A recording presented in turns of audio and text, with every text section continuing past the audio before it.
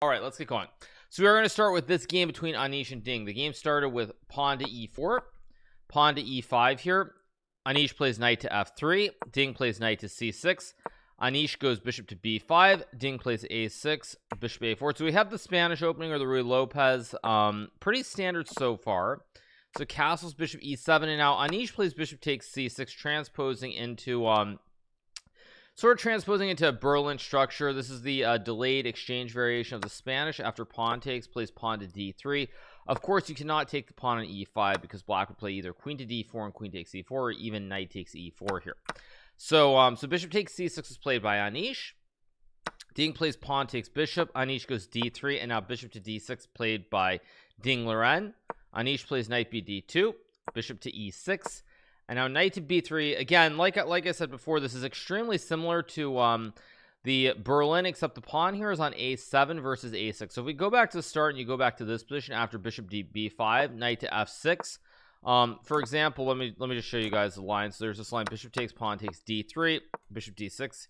Could play knight bd2, castles, bishop to e6, and you get something like this, where the difference is black has castled the king instead of pushing the pawn to a6. So it's extremely similar in terms of the structure of the setup of the pawns. And I assume that Anish probably wanted something that was very similar to wanted something very similar to that Berlin. So knight b3 was played by Anish here, and now Ding, instead of castling here, plays queen to e7. Knight to a5 played by Anish. Ding castles, and now Anish goes queen e2. And I suspect that the purpose behind Anish playing like this was, there were a couple of reasons. First of all, he wanted a position where both kings were castled opposite sides. So even though the computer probably thinks about equal or doesn't really understand what the big deal is here for white, in this position, it's the kings are opposite wings, and if you think about it from a math standpoint, this is round 11. So it's round 11, so the tournament is nearing its conclusion. Anish really does not have many chances left where he's going to have the white piece. I think he has one more game with white and 2 games with black, so he really has to go all in. So even if objectively the computer thinks this is really nothing special, it's a great choice by Anish, because with kings again going the other way, the chance of there being a decisive result and someone winning increases heavily. Okay, so bishop g4, c3 played here by Anish. Now c5 played by Ding. Anish goes a3. Very interesting choice. I assume the idea here is white wants to play b4 and either open up this a file or b file. So for example, let me just make a couple of random moves to illustrate the point. You can potentially get something like this with a rook to b1 or rook a b1. There's a lot of pressure towards b7. Secondarily, even if black tries to take the pawn, you now get an open a file. Many of the same ideas apply, where you can go bishop e3, rook to b1, b5, and rip open either the a or the b file, because these rooks are going to be really menacing on a1 and b1. So very logical idea by Anish playing a3. So now here Ding Liren plays pawn to c6, and Anish goes pawn to b4, bishop to c7 played. Now my guess is that Ding probably, again, you don't really want to take, because if you take, the ideas now are very dangerous. Like even something like it doesn't actually work here, but just to illustrate the idea, even something like this and queen a6 looks potentially quite dangerous here for white. So you really don't want to risk losing getting your whole structure blasted here on the queen side by taking on b4. Secondarily, also knight c4 is lurking in the position to hit the bishop on d6 and the pawn on c5. So bishop c7 is played here. Knight to b3 by Anish, knight to d7 by Ding, and now here Anish plays h3. Again, it's a tricky position for white, because if white trades everything, you would think, well, white has an open file to use, but it's not really much of an open file. First of all, you have to worry about your center. But even if black plays like b5, it's very hard to attack here towards this queen side. So it's tricky. So h3 is played here by Anish. Again, another idea is break the pin. So if you're white here, you don't want to break the tension on c5. If black takes, so for example, say black takes, you're very happy here because you have knight c5, you have d4, you have ideas with like maybe a rook a6 sacrifice, and it's very complicated, but white has attacking chances. So what you do is you leave the pawns here, you just sort of leave the structure, and you don't break the tension. You wait for black to do something on the queen side. So h3 played by Anish, trying to break this pin of the knight and the queen. Again, you could also try long term maybe to reroute this knight to c4 and go bishop e3. Not necessarily required, but I do like the idea. So h3, bishop h5, Anish goes bishop e3, pretty normal. The idea being, of course, now black has to take or do something with this pawn, because again, you're threatening to capture it. You have 1, 2, 3, and black is only guarding with 2. So you put a lot of pressure on this pawn on c5 with bishop to e3. f5 played by Ding. And I suspect at this point Ding decides, you know what, I'm not going to take on b4, so I take. Now I'm really worried about rook a6. I'm worried about d4, maybe even knight c5, potentially even c4 and b5. So he decides here that he's going to attack. He's not just going to play something where he'll be the only player who's getting attacked. He decides to go f5 and wants to attack towards the white center here. So for example, right now this bishop on c7 is very passive behind this pawn, but if white were to grab the extra pawn, he can go e4, pawn takes, and queen takes, and now it's very dangerous. This diagonal's open. Additionally, you have knight to e5 and knight to f3. So all of black's pieces here come to life very quickly. The rook's on d8 and e8, the bishop on c7, the knight on d7, and it's very dangerous. So that's the idea behind f5. So here bishop takes c5 played by Anish. Now Ding ignores it with queen to f7, attacking the knight on b3. Additionally, trying to threaten things with maybe f takes e4, bishop f3, because the queen is really dual function here. So now now rook a to b1 is played, and here Ding makes a mistake. He plays pawn to g5, which is not the best move. Now in this position, apparently after pawn takes pawn, I think it was knight c5. I looked at this very briefly.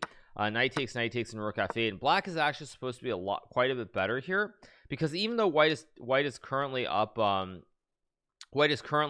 pawn, you're gonna have to give back this pawn, because white will take or black will take on f3, and he has a queen, a rook, and a bishop attacking the pawn. And secondarily, the rook is on an open file, and the third problem is that even though the knight looks really good on c5, it's not really going anywhere. You could try to sacrifice maybe, but the attack isn't quite working, because black will throw in this in between capture. So this knight, even though it looks really good, is not doing a lot, and you're very slow to attack here. So black is in fact quite a bit better if he does this. That being said, we are not computers. This is a human game, and it's not necessarily so obvious to see that.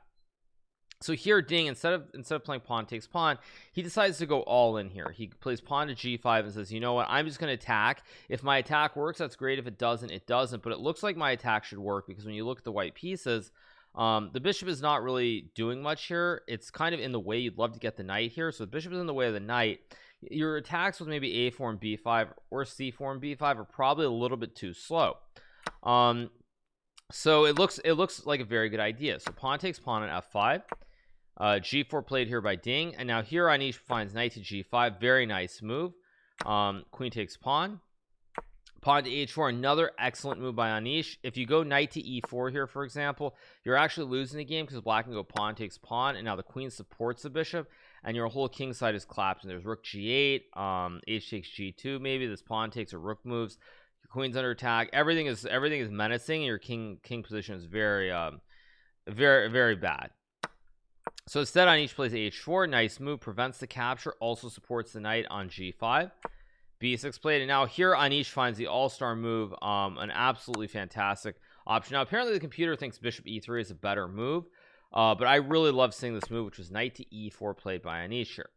And more than the fact that I mean, obviously the computer says bishop e3 is winning for white much more convincingly, but the reason that the move to me is really so great is because Anish generally is a player who sees the boogeyman. He worries about danger, and he very oftentimes plays the wrong decision or tries to be safe too often.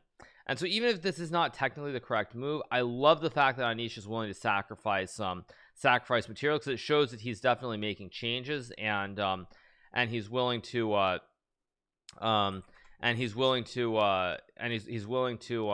to go for it. So he plays knight to e4.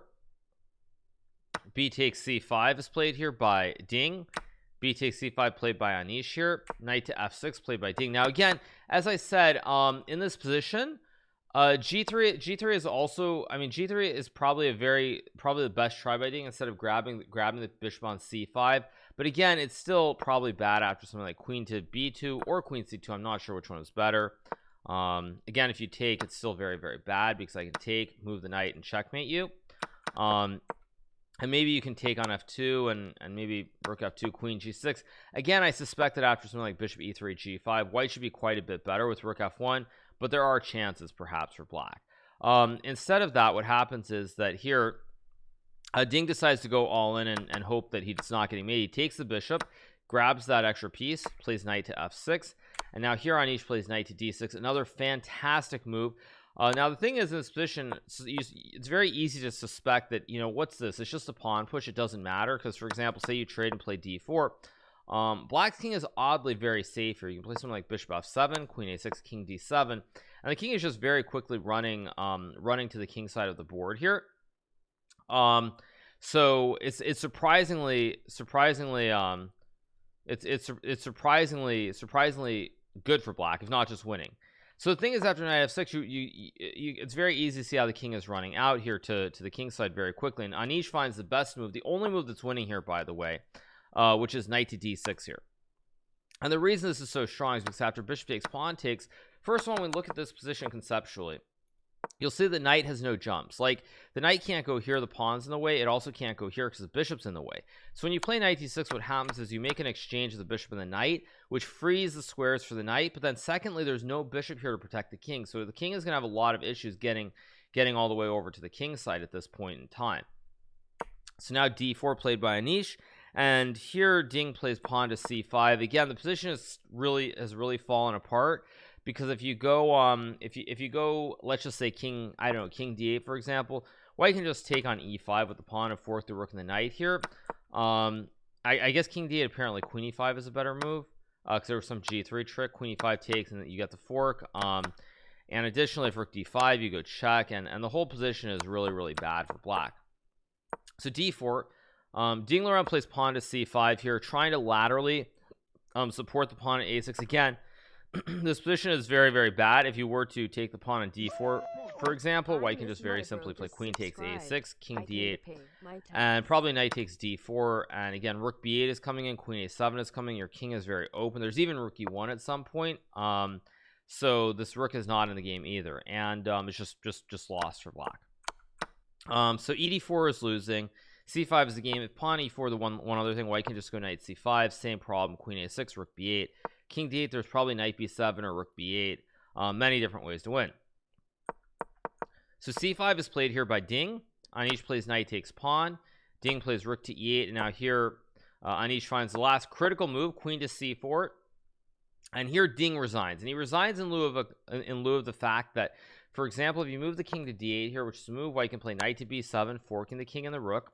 If you go king to e7, there's knight takes rook, king takes rook, and now there's probably a forced checkmate here. I don't know if it's queen c5 or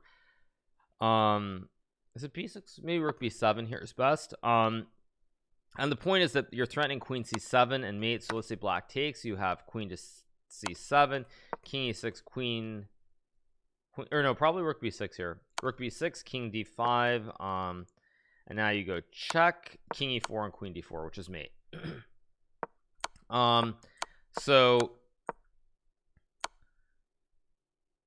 actually, someone says I said in lieu of. I meant in view of, not in lieu of. In lieu of means something different. You're right, I meant in view of. But anyway, the point is that this king is very bad of king d8. Additionally, if you try rook c6 to break up the pin here, white can do a couple things. The most obvious human move is just queen to b4, threatening checkmate on b8, checkmate on b7. Again, the king is completely open here, just not enough protection for the king on c8. And again, this extra bishop is way over on the rim. It's way over on the edge of the board, and it's not really doing anything. I mean, it just looks very pretty on h5, but it's not doing anything. So the extra bishop on h5 really, in fact, is worth nothing here because your king is super weak. So after queen c4, there really are no other options. King d8, rook c6. If you go like bishop f7, for example, there's a very cute checkmate, knight e6, blocking the bishop attack, and then checking the king. King to d7. And now rook to b7, very clean checkmate. Queen guards the knight, knight guards the square, rook puts the king in check. None of these squares are available on the c file either because of the queen. So the three pieces lead to this forced checkmate. Very beautiful checkmate, and it would have been nice to see this on the board, but nonetheless, it's very beautiful. So that's why after queen c4, Liren resigns, and Anish moves a half point out of the lead now, with 3 rounds to go. I do believe that Anish still has to play against Jan Nepomniachtchi, so it's going to be very exciting, but absolutely important to absolutely important, not important, crucial victory if Ding or not Ding, sorry, if Anish wants to keep his chances of winning the event alive.